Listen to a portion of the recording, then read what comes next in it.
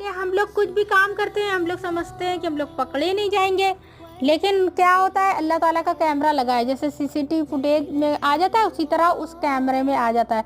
तो जब हम लोग अच्छा काम करते हैं तो राइट साइड का फरिश्ता रिकॉर्ड करता है, और जब अगर बुरा काम करते हैं लेफ्ट साइड का रिकॉर्ड करता है।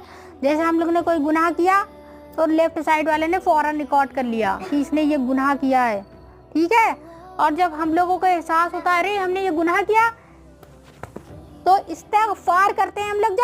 जब हम लोग इस्तिग़फ़ार करते हैं तो फौरन राइट साइड का फरिश्ता उसका गुनाह मिटा देता है।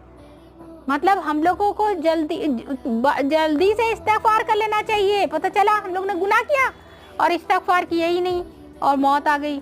इसलिए हम लोग को चाहिए कि जब हम लोग जैसा ही गुनाह करें फ़ौरन इस्तिग़फ़ार कर लें, क्योंकि गुनाह तो होगा, क्योंकि इंसान है, कभी कभी गुनाह हो ही जाता है। और कोशिश ये करें कि कभी गुनाह ना करें, लेकिन हो